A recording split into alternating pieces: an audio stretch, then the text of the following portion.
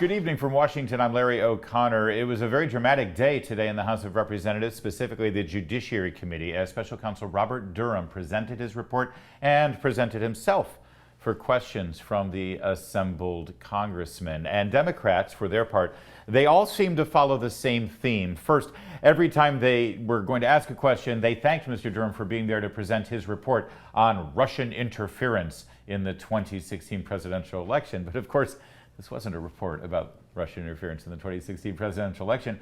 It was a report on how the Justice Department and the FBI handled the investigation into the Russian collusion hoax, how they actually investigated Donald Trump, his campaign, people who worked on his campaign, and then President Trump when he was in the White House and members of his administration without any actual evidence that would have triggered an investigation in any other circumstance. There was no reason for any of this investigation. It was all built on lies set up by the Clinton campaign. That's what this report is about. And Democrats tried to distract the American people, tried to say this is really all about Russian interference in the 2016 election. Oh, and you notice how I'm saying it's the Russian collusion hoax. They actually claimed today, Democrats did, that if you use the term Russian collusion hoax, you're really trying to deny that there was any Russian interference in the 2016 election. But of course, that's not what we're saying. What we're saying is Donald Trump had nothing to do with it and never colluded with the Russian government. We're saying that because that's exactly what the evidence shows. There never should have been an investigation. And you would think Democrats would be just as concerned about the weaponization of the FBI and the Justice Department as Republicans and independents are, but they're not. They're cheering it on, and that should tell you something. Now, it was a very long hearing, and there was a whole lot of great moments, but if you see just one exchange, I want you to see this one. It's between the chairman, Jim Jordan, and Mr. Durham. Watch and listen carefully. Mr. Durham, in the summer of 2016, did our government receive intelligence that suggested Secretary Clinton had approved a plan to tie President Trump to Russia? Yes. Was that intelligence important enough for Director Brennan to go brief the President of the United States, the Vice President of the United States, the Attorney General of the United States, and the Director of the FBI? Yes. And was that intelligence put then into a memorandum, a referral memorandum? Yes. And was that memorandum then given to Director Comey and Agent Strzok? That's who it was addressed to, yes. Did Director Comey share that memorandum with the FISA court? I'm sorry, Did he share that memorandum with the FISA court? Did Director Comey do that? I'm not aware of that if he did. Did he share it with the lawyers preparing the FISA application? Not to my knowledge. Did he share it with the agents on the case, working the Crossfire Hurricane case? No. Didn't share it with the agents on the case. Can you tell the committee what happened when you took that referral memo and shared it with one of those agents, specifically Supervisory Special Agent Number 1? We interviewed the first supervisor of the Crossfire investigation, the operational person. We showed him the intelligence information. He indicated he had never seen it before. He immediately became emotional, got up and left the room with his lawyer, spent some time in the hallway, came back. He was ticked off, wasn't he? Yes. He was ticked off because this is something he should have had as an agent on the case. It's important information that the director of the FBI kept from the people doing the investigation. The information was kept from him. Let me summarize what you just heard, because it's the crux of this entire thing. In the summer of 2016, in the height of the presidential election, the director of the CIA, John Brennan, informed President Barack Obama, Vice President Joe Biden, the Attorney General, and the director of the FBI, James Comey, about a plot, a plan, a scheme that he had heard about, that he learned as director of the CIA, about Hillary Clinton and their campaign trying to set up a false story that Donald Trump was colluding with the Russians. James Comey took that information, put together a memo, sent it to Andrew McCabe and Peter Strzok. What did they do with it? Well, they didn't do anything with it. They ignored it. They certainly didn't share it with any of the investigators that they were assembling for what became the counterintelligence investigation known as Crossfire Hurricane. None of the actual FBI special agents who conducted that investigation into the Trump campaign had any idea that everyone, from the president all the way down to the FBI director and the associate FBI director, knew for a fact that the whole thing had been hatched by Hillary Clinton and the Clinton campaign. Those are facts. And the Democrats didn't want you to know that. In fact, when Adam Schiff, the man who went on cable news on a daily basis during the Trump presidency to say that he had seen the evidence of Russian collusion, even though there was none, he lied. When he had a chance to question Mr. Durham, he wanted to talk about some Trump Tower meeting with pretend Russians or something. Watch. Was informed that a Russian official was offering the Trump campaign, quote, very high level and sensitive information, unquote, that would be incriminating if Hillary Clinton was part of, quote, Russia and its government support of Mr. Trump? Are you aware of that? Sure, people get phone calls all the time from individuals who claim to have information like that. Really, the son of a presidential candidate gets calls all the time from foreign government offering dirt on their opponent? Is that what you're saying? I don't think this is unique in your experience. Wonder what he's got on Mr. Schiff. I mean, we know that Mr. Schiff took phone calls from foreign governments with people who claimed they had dirt on Donald Trump. In fact, one of those phone calls was actually from a bunch of pranksters in Russia who were sort of doing a phony phone call radio prank for YouTube, and he took it hook, line, and sinker. But Adam Schiff just wants you to talk about a Trump Tower meeting that, by the way, was investigated by Robert Durham and found that there was really no violation of any sorts. But that's the kind of questioning you saw from Democrats today. Or you saw Sheila Jackson Lee, very concerned that Robert Durham, as a U.S. attorney and then special counsel, over the course of 11 months, exchanged a handful of text messages with Attorney General William Barr. Chairman Jordan took up the lead after that line of questioning. The gentlelady yields back. I think this is amazing, Mr. Durham. You had 8 text messages with the Attorney General of the United States in 11 months time period. That's amazing. I can't believe that. Mr. Chairman, parliamentary inquiry. Whose time is that you were speaking on? That was that time that was yielded to me earlier that I yielded back, I think. That's a select Mr. Chairman, that is absolutely inappropriate. I was just pointing out something that I think is so Mr. Chairman, that is not appropriate. And we will go to Mr. Klein for 5 minutes. The gentleman from Virginia, is recognized. It's inappropriate for you to show what a fool I am. Finally, the pièce de la résistance from the Democrats, Representative Steve Cohen of Tennessee, challenged Mr. Durham's integrity and honor. Why? Because he didn't come out against Donald Trump. You have a good reputation.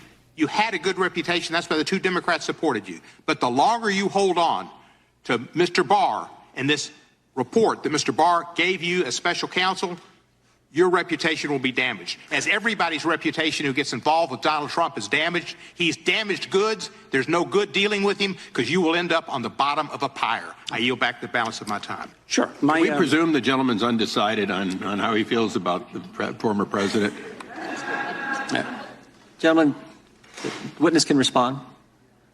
Yeah, my concern about my reputation is with the people who I respect and my family and my Lord.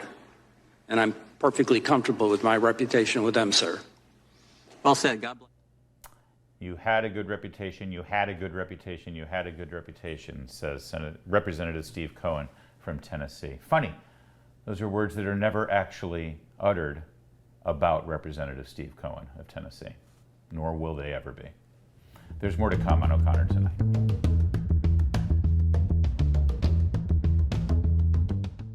Yes, of course, there's much more to unpack with regard to the Hunter Biden plea deal that leaves the president's son serving no prison time for crimes that, oh, you better believe you'd see prison time for. Let's bring in John Solomon.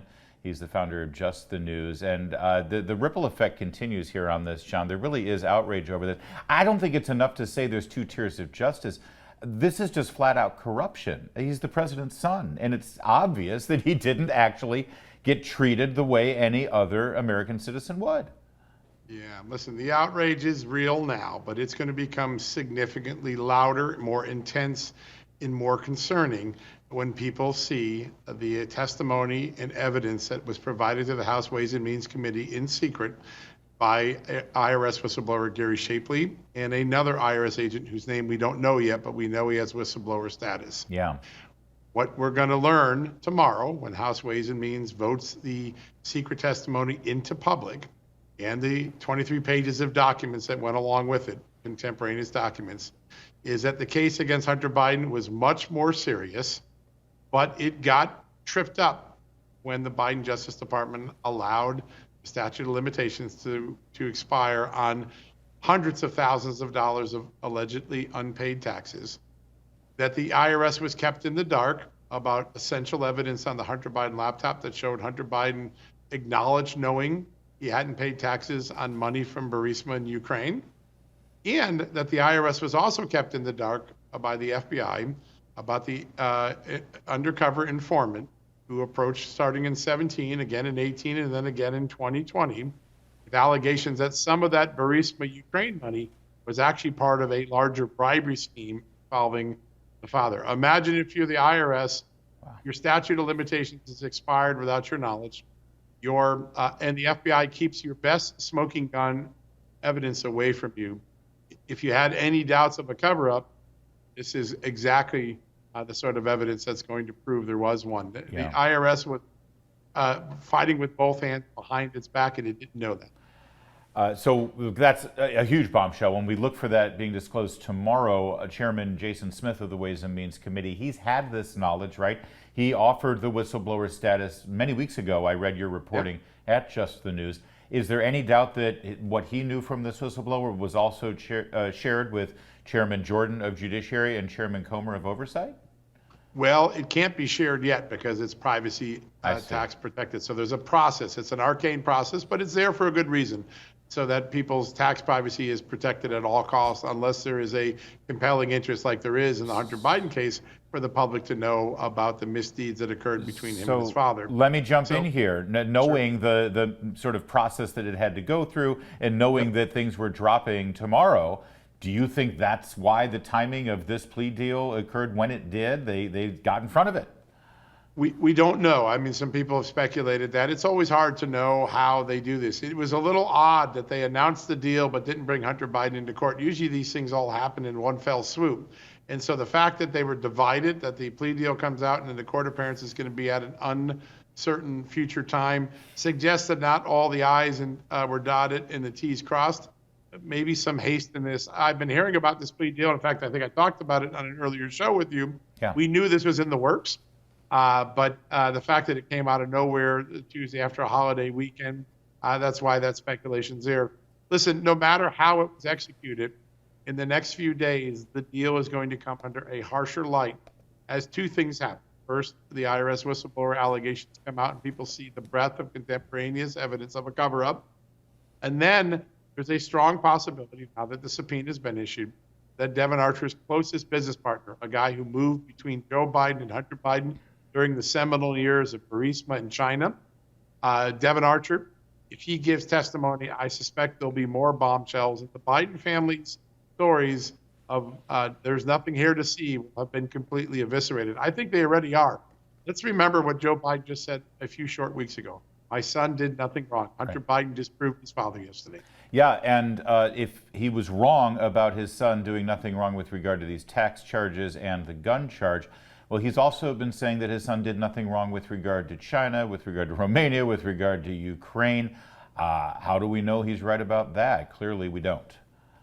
Yeah, that's a great point. Listen, the credibility of the President of the United States is right on the line right now because he looked in that camera in 2020 and said, Hunter Biden laptop was disinformation. It wasn't. My family never got money from China. They did. My son did nothing wrong. He's admitted to tax evasion now. And that there's nothing to see here. And obviously there's a lot to see here. The FBI had an informant that was kept from the American public during the election that alleged a bribery scheme that didn't involve just Hunter Biden. It involved his father. That credibility, that trust, when the president looks into the camera and says something, remember, read my lips, George H.W. Bush, how much that cost him in 92? Yeah. I think a similar thing is about to happen to Joe Biden. His credibility is going to be shredded on a very serious corruption allegation. Yeah, in any other political environment, there would already be the walls closing in on Joe Biden. Reporters in this town would be clamoring to get him to speak on the record. You're not sort of seeing that push against him. And there would be Democrats who would be wringing their hands a little bit and actually, at least off the record, expressing concerns. Are you hearing any of that? I will say that the traditional media may not be humming yet, but they're beginning to, they may not be clamoring yet, but they're beginning to hum. There is among the mainstream media some discomfort about what they're now hearing is the potential evidence and comparing it to what they were reporting and told to report by the Biden team going back to 2019. Tomorrow will be a big day. Remember, when I broke the story of the IRS whistleblower, CBS News came along for that ride, and they treated it seriously. Yeah. They did a follow-up interview. That was one of the first times I saw the mainstream media do a legitimate reporting on Hunter Biden after years of calling it a conspiracy theory. I think there are more reporters scratching and digging that way right now.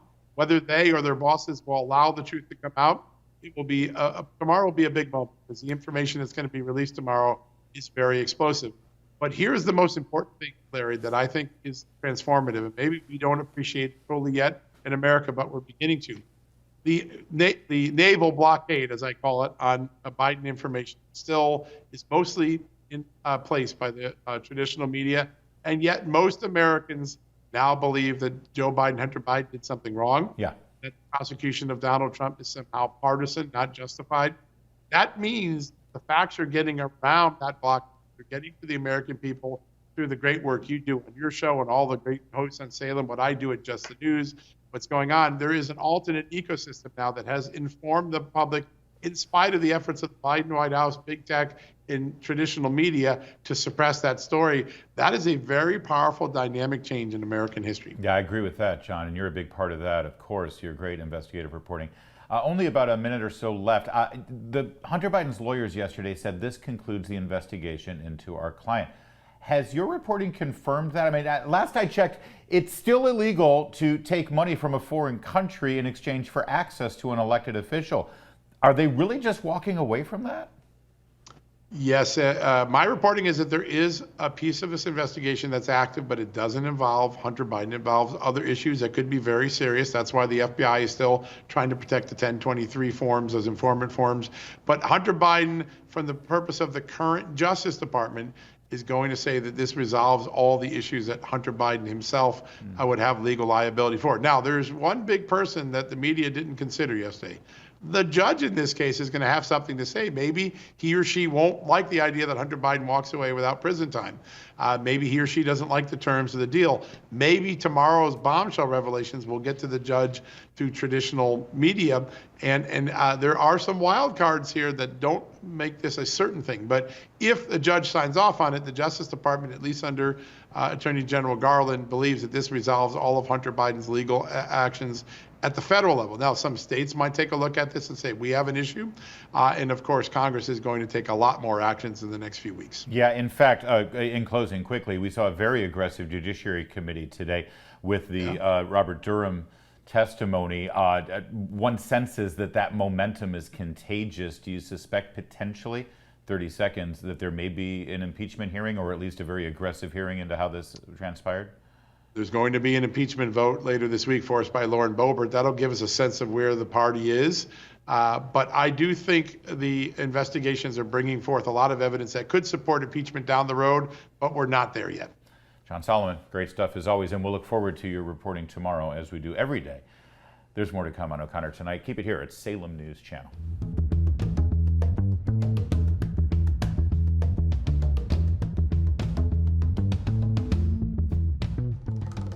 Big news this week as the U.S. Catholic bishops voted to revise their health care directives on transgender care at Catholic hospitals, whereupon every Catholic in America responded with, "What do you mean?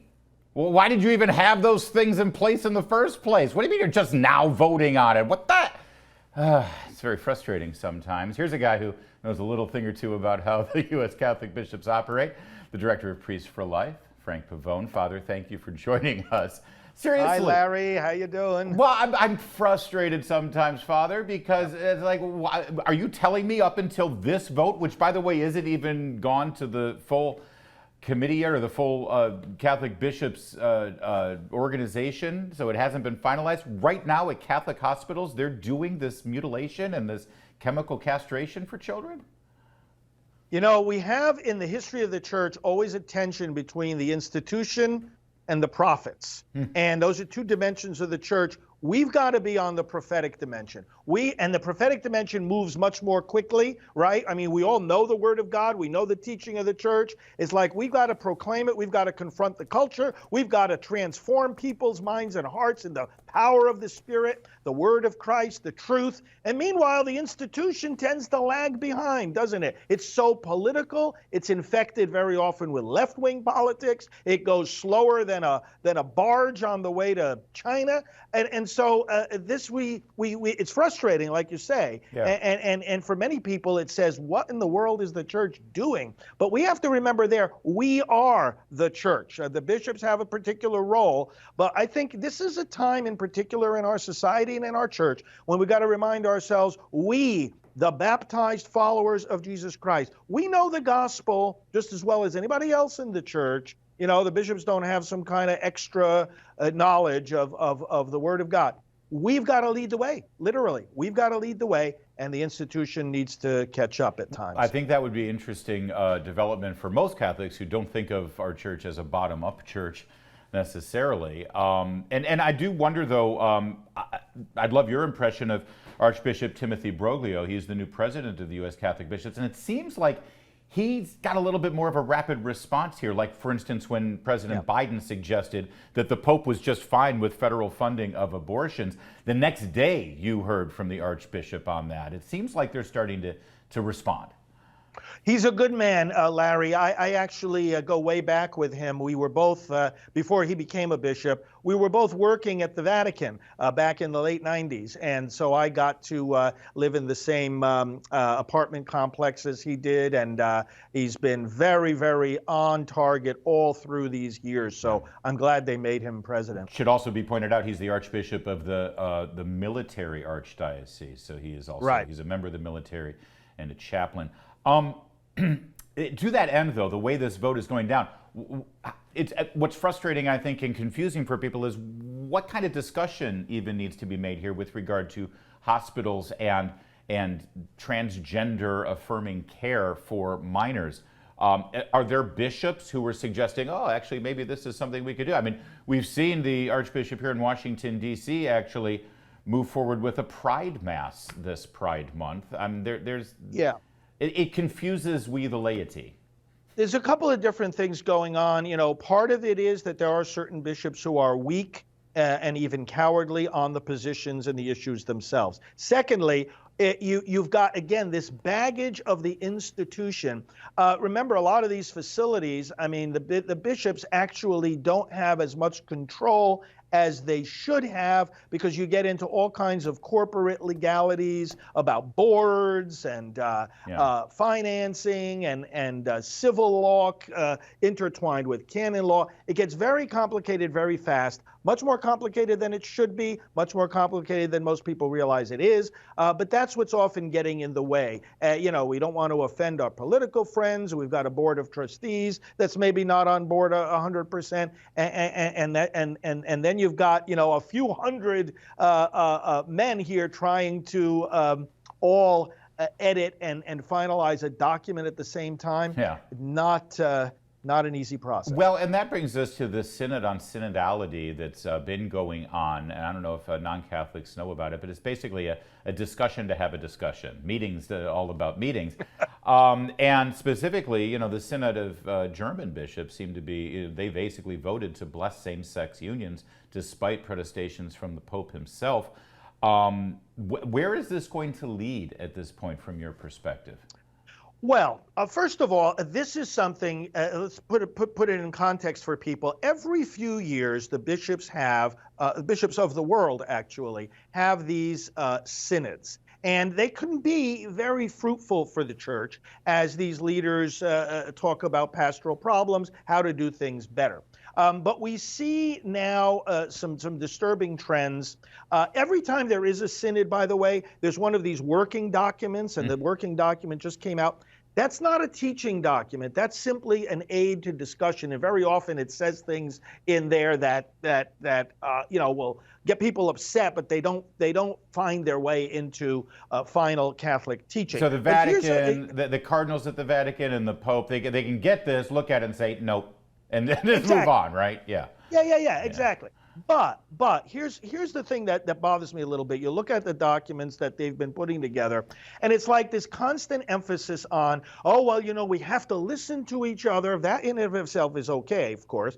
But, we have to listen to each other so that we can avoid any kind of polarization. Now, Larry, you and I have discussed this before. There's a validity in saying, okay, let's try to come together and understand one another. But at times we have to embrace polarization because there is an intrinsic polarization between truth and falsehood, between grace and sin, between life and death, between good and evil. That's polarization that we want. And very often, these synods, you read these documents and say, what are these guys trying to do? Just have a big kumbaya session where everybody feels good about everybody else? Then the other thing about it is we want everyone to feel welcome and included into the church. And this is where this LGBTQ reference comes in some of these documents. Listen, of course, the church by nature wants to welcome every human being into the kingdom of God. But there's two parts to that equation. There's the welcome, there's the inclusivity. But then there's the church and her identity. We're welcoming them to something. And that something, that community, that church has a set of doctrines, has a set of beliefs. We want everyone to be welcome, but a Jewish person for whom we have the greatest respect is not going to feel included in a community that worships Jesus Christ as God. Yeah. Right? So it's like, we have an identity. You don't sacrifice the identity in order to welcome anyone and everyone. That said, Father, you must have been heartened to see the LA Dodgers seemingly doing the impossible, bringing, first of all, traditional and non-traditional Catholics in this country together, as well as Jews, as well as evangelical Christians, all rallying in support of Catholics and against the Dodgers for this blasphemous group, the Sisters of Perpetual Indulgence. That was a great moment to see the incredible pushback. We see this pushback happening with the Dodgers. We see the pushback against Bud Light and Target. These woke corporations, these woke sports teams, they're learning that there is a backlash among the American people. It's one thing to respect people's private beliefs and choices. It's another thing to have it constantly shoved in our face and down our throats. And American people have had enough of this. Whether they're believers or not, whether they agree with us or not, they believe truly in freedom and respect. And that's what's lacking here. By every measure in this country, and by any definition, this group, the Sisters of... I even hate saying the name of the group because it sounds like it's an order of nuns. They're a hate group, aren't they, by any objective definition?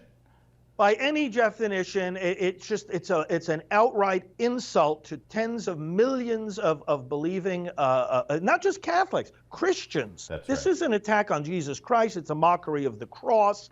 It really is. I mean, if anything can be labeled as offensive, it's this. And I would make another distinction here. You see how the left operates. They're tyrants.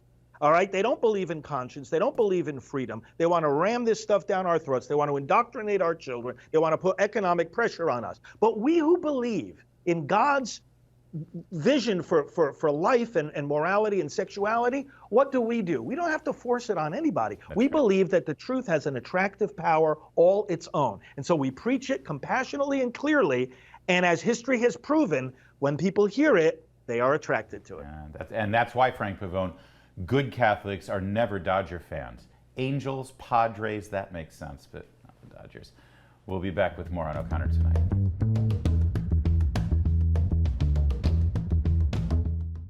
Well, I guess there are new rules for gun owners in America now. Go ahead and lie on your federal form for acquiring a firearm. It doesn't matter. If they catch you, and let's face it, they probably won't, you'll just get a slap on the wrist. Certainly no jail time. As long as your last name is Biden, apparently. Although for the rest of us, I think maybe we should just stick with the law. There's two sets of rules, Joining us right now is Eric Pratt. He's the Senior Vice President of Gun Owners of America. And I could be wrong, Mr. Pratt, but I'm thinking you might be treated differently by ATF and the FBI if you lie on your forms. You're absolutely right, Larry. And by the way, thanks for having me. I mean, there's clearly a double standard here. We have the president's son getting off on a charge where he could have faced 10 years in jail, but other gun owners have spent actual time in jail for the very same type of offense. You know, not only that, you or I could go to jail for 10 years for owning a piece of plastic that one can attach to a pistol. It's called a stabilizing brace, and it's one of the bans that Biden has imposed unilaterally. It's something that the ATF had approved. They had approved these pistol braces for 10 years, but Biden bypassed Congress and forced this pistol ban on American gun owners. Now, for anyone who's not familiar with this ban, these are stabilizing braces that were developed for injured veterans to help them fire pistols. And yet now we're saying to those veterans, well, thank you for your service. Now go to jail for 10 years for owning a piece of plastic that's attached to your pistol. You know, it's clearly a double standard. Mr. Pratt, I'm glad you brought up these pistol braces because, listen, I've been shooting before. My wife actually owns all the guns in our marriage. I think I should look into that, actually. The president earlier this week commented on these stabilizers. Maybe you can help me with this. Here, let's roll the tape. Made it harder for people to buy stabilized braces. Put a pistol on a brace, it turns into a gun. Makes it more, you can have a higher caliber weapon, a higher caliber bullet coming out of that gun. Now, yeah, there's so many things wrong with that. Can you unpack that for me? Because again, I'm no expert on guns, but that seems to make no sense. Yeah, you put the pistol brace on, it turns it into a gun. When it was already a gun, out comes magically a higher caliber bullet. It makes no sense at all. Yeah, how reassuring is that to people that the guy who's imposing these gun bans unilaterally without Congress has no idea what he's talking about? Yeah. The good news is that the House of Representatives has voted to repeal Biden's gun ban, and now it's in the Senate. And obviously, when it gets to the president's desk, he's going to veto it. But it's very significant if both chambers of the Congress have told the president, we don't approve of this. We don't approve of you bypassing us. This is a Second Amendment protected right. And that sends a powerful message to the courts, which, by the way, we've so far been able to secure at Gun Owners of America. We secured a preliminary injunction against this ban, so he can't enforce it right now. And so we're very excited about that. What Congress can do will send a powerful message to the courts that the people's representatives do not support this. Joe Manchin in West Virginia is up for re-election. John Tester's up for re-election. I don't know, Mr. Pratt, what do you... Seems to me those are the kind of guys who would not want to be on the wrong side of a gun issue. Those are the people that we need to get, and we've right now we're rallying the grassroots at Gun Owners of America. We have generated hundreds upon hundreds and even thousands of calls into offices like that. We did that into the House in those offices that were on the fence, and we narrowly got it passed in the House. That was very exciting. We passed the repeal. So now we need all the Republicans, including Sue Collins of Maine, Lisa Murkowski of Alaska, and then, of course, the Democrats you mentioned. We get that. We're good. We've now put a repeal on the president's desk. And we listen, we literally do love to make fun of the president's incoherent ramblings. We take a backseat to no one in the sheer joy we get from seeing him make no sense. But in this case, what you just saw from him, it is incredibly disturbing and dangerous. This is a Second Amendment right that he has honestly no idea what he's doing with and how he's infringing, and it's going to result in a disabled veteran who went and got himself permanently disabled fighting Joe Biden's wars, and now he can't defend himself because he can't use one of these stabilizers. It's no overstatement to say that there's a huge segment of the Democrat Party that hates the Second Amendment, and they consider gun owners their enemies, and they're doing everything they can to disarm us. They've already, another one of Biden's executive orders was to make it impossible that there won't be universal gun owner registration. And he's done that by making it so that dealers can never dispose of the 4473 forms. Those are the gun purchase records. Why would an anti-gun administration want a registration list? Well, any gun owner knows that's always the prelude to gun confiscation. Yeah. And so this is very dangerous. This is something that we're fighting. Representative Michael Cloud has introduced a bill to demolish that registration that ATF is holding. And by the way, I mean, we just saw in Montana this raid on a gun store where the IRS grabbed those 4473 forms, which have no tax value whatsoever. And according to media reports, they have handed it over to the ATF. Tens of thousands of 4473 gun purchase records that they've handed over to the ATF. This is a universal problem around the country where they're trying to get those records and then digitize them. They already have over 900 million of them digitized. This is a real problem, Larry. It's to stop all those mass shootings and high crime events in Montana, clearly. Eric Pratt, while I've got you, you know, Gavin Newsom made some headlines the other day by proposing an amendment to the Constitution that would basically reverse the Second Amendment for all intents and purposes. I know a lot of my conservative colleagues were screaming from the rooftops, "It's outrageous, it's terrible." I don't know about you. I kind of welcome it. Right? You know, they dance around it all the time. They say, oh, we should do what Australia did. Well, Australia confiscated guns. You can't do it as long as there's a Second Amendment. They constantly lie about, oh, no, it's fine for self-defense and for hunting and for target shooting. It's not true. I'm ready for the debate. Let's go ahead and have it, Gavin Newsom, because he's on the wrong side of it. And once and for all, they'll actually state their position, which is they want to do away with the Second Amendment. No, you're absolutely right. And the amendment that he's proposing would totally undercut the Second Amendment, which says the right of the people to keep and bear arms shall not be infringed. Well, he wants to put an amendment in which will allow for all kinds of infringements. Right. The interesting thing, Larry, every single one, there's 4 specific gun control proposals that he's seeking to add to our Constitution. Every single one of them is already law in California, which has the strictest gun control laws in the country. And what's interesting is they also have, according to the FBI, the most active shooters. They have the most mass shootings. So the most gun control, how's it working for them? Yeah. It's not working for them. And it won't work for the rest of the country either. And it's certainly not going to work politically. I mean, I know Gavin Newsom wants to be president and he's getting attention with this, but I assure you Democrats are fleeing in droves, elected officials at least, because they want nothing to do with it, because they know you can't win nationally with that. And certainly in states like West Virginia and Arizona.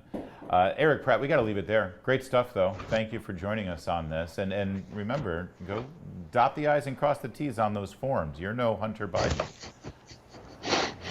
Thank you, Larry. It's great to be with you. Getting in trouble. That would be bad. Don't want you being on crack, lying to get a gun, and then disposing of the gun in a garbage can near a high school. Wouldn't want that to happen unless you're Hunter Biden. There's more to come on O'Connor Tonight.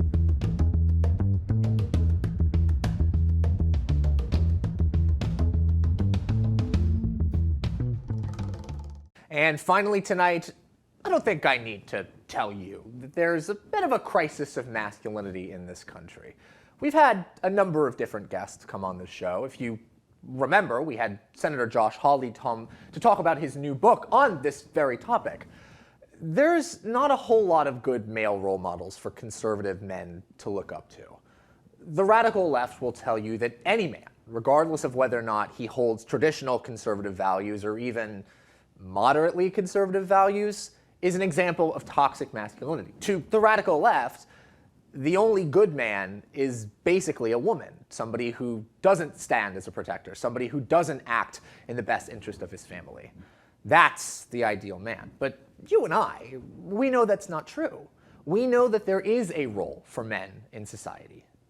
Now, I think the average guy, probably around my age, maybe a little younger, realizes that biologically there's an imperative for him to be a provider, for him to be strong, for him to have masculine virtue. But he's not seeing anybody that can provide it to him. Nobody except for, let's say, Andrew Tate. Now, Andrew Tate, if you don't know who he is one of these pickup artists, traditional masculinists. He's this person that says, if you follow me, if you listen to what I have to say, you'll get the girls, you'll get the cars, you'll get the mega mansion, you'll have the yacht, you'll have all of these things, and you'll be a specimen of masculinity. The only problem is, Andrew Tate is a scumbag. Let's take a look at this clip to see what I mean. Romanian authorities have indicted divisive internet personality Andrew Tate, his brother, and 2 others on charges of human trafficking and rape. The group is also accused of forming a criminal gang to sexually exploit women.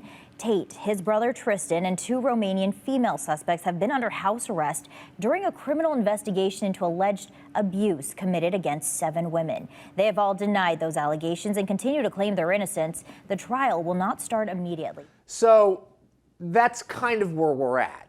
Andrew Tate, who has been credibly accused of raping women and running a sex ring, is now acting as a role model for hundreds of thousands of men online. And I don't blame them, by the way. I think that a lot of young men are lost. They're looking for a role model. They're looking for somebody to give them the insight about what it means to be a real man in a world and a society that has scorned anything that has to do with traditional masculinity. I don't blame them for a second. He understands exactly what they want and what they need. Now, he's a scumbag and he uses it for his own ends, but the actual principle of men being men, yeah, that's valuable. I remember when I was growing up, my father acted as a wonderful role model for what a man was meant to be: a provider, a protector, a family man, the patriarch, head of the household unit. That's what we need. But the issue is that we have people like Andrew Tate who are going to act as the role model and the inspiration for the wrong purposes. Now, I want to blame sort of 2 separate angles here. The first is the radical left. Like I explained earlier, like I said before, the radical left views any man that isn't basically a woman as a problem. Toxic masculinity is thrown all the time. If a man says, you know, I like pretty girls or I like women, that's an issue and he needs to be stopped. But I think that there's also another issue that needs to be addressed here, which is the decline in faith, the decline in morality, the decline in Christianity. America used to be a country that was built on these biblical values in which God makes man and woman separately, but he also instills them with different roles. You know, Christ, as the Lord and the Savior, he represents something as the sort of best man possible, shall we say. And people used to follow that. People used to serve Christ and use him as a model with which they were going to base their own lives. But the decline in Christianity, the decline in morality, the decline in virtue in this country has tied in with a generation of men who see their fathers and see their grandfathers, the generations before them, as having these traditional masculine values and being successful. And then they look around and say, I'd much rather be watching a Marvel movie or playing video games all day. Obviously, coming from us, playing video games isn't a problem, but it can't be the only thing. You need to have something larger than yourself as something that guides you as a guiding principle. That decline in Christian values, tied with a radical leftist society that says anything masculine needs to be destroyed, is creating a crisis. Men are going to these places that are dark and terrible, and they should never go to them. And without men, by the way, your society begins to collapse. So here's the deal. Men of faith, men of principle, men of character, step up. We need you to serve as role models and inspirations for the next generation. Because instead, what we get if you don't is Andrew Tate. I really don't think that that's the best way to go. I'm Doug Blair with O'Connor Tonight, and we will see you next time.